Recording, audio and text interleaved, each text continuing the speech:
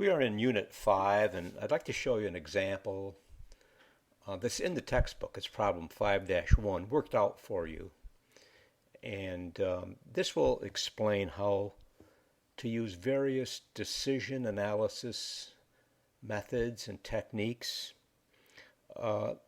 when a manager has to make a decision. And now, in this case, this woman is considering the possibility of opening a shop. And anytime we have a decision analysis, we need to know what alternatives we have. In this case, she can open a small shop, a medium-sized shop, or none at all. And then we also need to know in this table what the states of nature are. We have no control over this, but the marketplace or the market's going to be either good, average, or bad. So the cells in this table, in this decision table, show the payoff to her if she builds a small shop and the market is good. The payoff is $75,000. And if she builds a medium-sized shop and the market is average, 35, the minus 60,000 means she loses $60,000 if she opens a medium-sized shop and the market is bad. Of course, we always have to consider doing nothing. That's a decision you could make, and in that case, you don't spend anything, you don't make anything, so everything there is zero. So we can make our decisions under two main headings. One is decision making under uncertainty, and we have no clue, what probability is of a good market or an average market or a bad market. And in that case, we can use a decision criteria called maxi-max if we're an optimistic person, or maxi-min if we are a pessimistic person. Example, for maxi-max, what we want to do is find the maximum payoff for each alternative. In other words, if she builds a small shop, the maximum alternative is $75,000. If she builds a medium-sized shop, the best she can do is $100,000. And of course, if she builds no shop at all, then the payoff is zero. So the maximums are 100K, 35K, and zero. So the maxi-max says to maximize the maximums. Again, medium. In a good market, the medium-sized shop will bring back $100,000.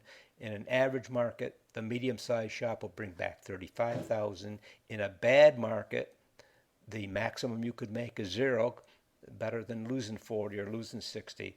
And so we have 135 and zero, and so the maxi-max says to maximize that, which would be 100,000. So that means we would select the medium-sized shop under maxi-max. To maximize the minimums, this is more of a pessimistic approach. And what we do there is similar, although we find the minimum payoff. The minimum payoff. Now the minimum payoffs are minus 40,000 and minus 60,000 and zero. And so to maximize the minimum, we would select the zero. That's better than minus 40 and minus 60. And so we don't open a shop in that case. We also can determine what Hurwitz calls the criterion of realism. In other words, that's denoted as alpha right here, you notice, alpha, as 0.8. The criterion of realism goes from 1 to 0, and 0. And the closer it is to 1, the more optimistic the decision maker is. So you really have to use QM for Windows to do this. And in order to use QM for Windows, what we'll do is go into QM and set up our table like this. These are the same numbers that were in the typed version. We put in here 0.8 for the Hurwitz alpha, which is kind of optimistic. And when we solve and we want the Hurwitz table, you see what we get here. We get a whole bunch of possible values of alpha along the left, and we get the payoff for small shop, medium shop, and no shop at all. And of course, as I said, as we get closer to 1, when you're into the low values like 0.02, 0.83, that means you're very pessimistic. You notice all the negative signs there. As you get into closer to 1, you notice 0.8, which is a popular one. The payoff for a small shop is 52,000. The payoff for a medium-sized shop is 68,000. So in that case, we would opt for a medium shop. Sure, you could do that by hand, but believe me, QM is for Windows is a lot easier. We also have a case where equally likely events occur. It's called Laplace, but what it means is that any one of those 3 states of nature, good market, average market, bad market, are equally likely. No one is more sure of happening than another. And so what we do there is we take the average of each alternative, like the small shop, 75,000 plus 25,000 minus 40, divide by 3, it gives you the average. The average for a small shop is 20,000. The average for a medium-sized shop is 25,000. And of course, 0 for no shop at all. So again, the decision there would be to open or build a medium-sized shop. Now you notice there's no right answer to any of these. We're getting conflicting answers. One says small shop, one says no shop, the other one says medium-sized shop, because the decision has to be the manager's decision, or in this case, the owner's decision. All these are tools to help the decision maker reach a decision. Now, there are cases when we can assign, this is called decision making under risk, we can assign probabilities to each one of the states of nature. So in here, for example, we're saying that the probability that a good market's going to happen is 0.2. The probability of an average market happening is 0.5, and the probability that the market's going to be bad is 0.3. So see, here we've assigned probabilities. So when we assign probabilities, what we can do is we can compute the expected monetary value. Expected value, we just simply multiply the payoff, like 75,000, times the probability it's going to happen, 0.2. And then the next payoff for a small shop of 25,000 times the probability it's going to happen. And the next one is a loss of 40,000 minus 40 times the probability it happened, which is 0.3. So for each alternative, we come up with a expected value. So for the expected value of the small shop, it's 15.5. The expected value of the median shop, assuming these probabilities are close or correct, is 19,500. And again, when you multiply by zeros, you'll get 0. So the best decision in this case with those probabilities is to build the medium-sized shop for an expected gain of $19,500. Now, another thing we could do is we could find the expected value with perfect information. In other words, if you knew exactly when a good market was going to occur, then you would build a medium-sized shop. And if you knew exactly when the average market conditions were going to occur, you would build a medium-sized shop.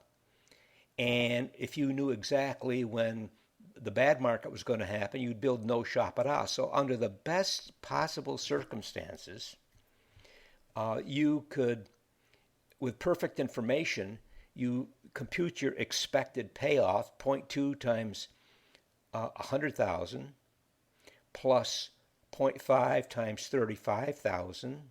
Remember, we're calculating the probabilities of each of these markets times the maximum we could make.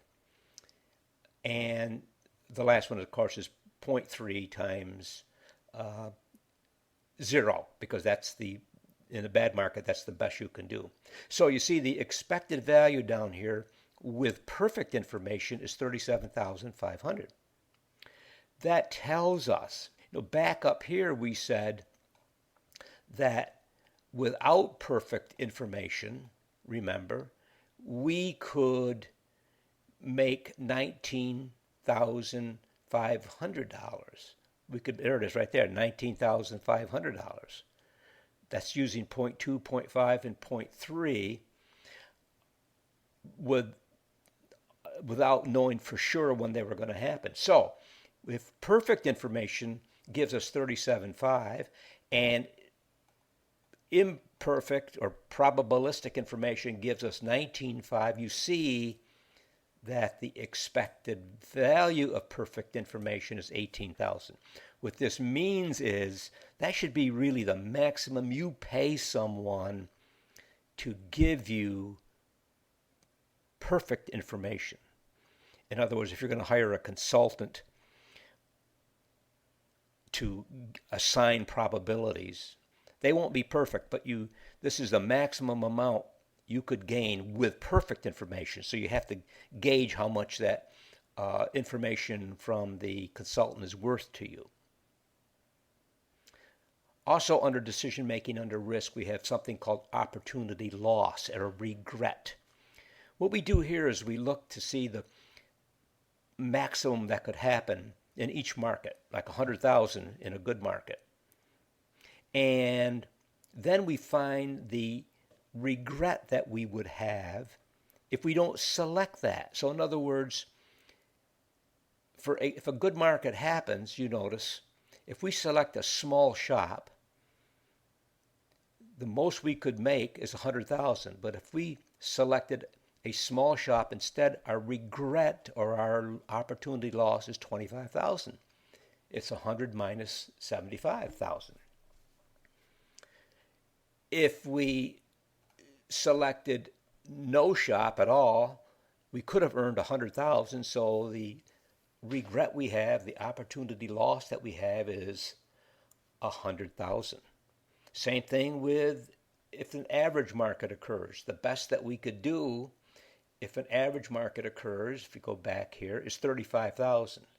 Well, if we had picked, that's if we built a medium-sized shop. If we picked a small shop, then we would have a regret of 10,000, 35 minus 25. So that's how you compute this opportunity loss table, or a table of regrets. So what you do then is you look at the maximum regret for each decision.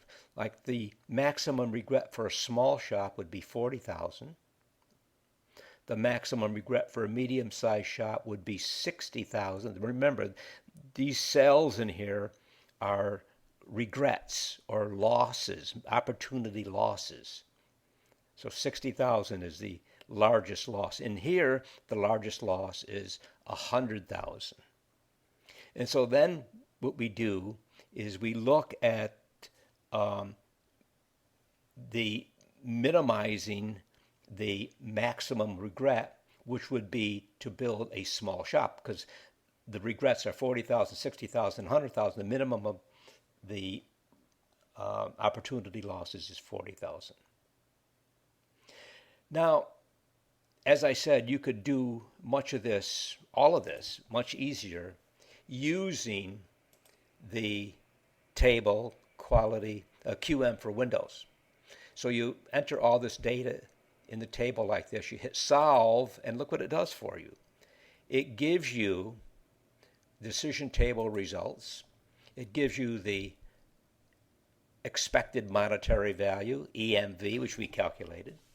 It gives you the maxi min, no shop, the Maxi Max, which was the medium-sized shop. If you go up here to edit data, you can do expected value multiplications.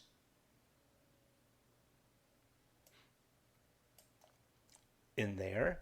Go back up and you can also find what perfect information will get you. You can find the expected value of perfect information like we did, 18,000. And you see how they got it? They found the perfect probability maximum gain, 37.5, minus the best you could do with the probabilities you had, 19.5, and subtracted them. And we already talked about the Hurwitz table. Here's regret or opportunity loss. And there's the expected regrets. 22,000, 18,000, 37,500. So, by all means, use QM for Windows to do this work in unit number 5.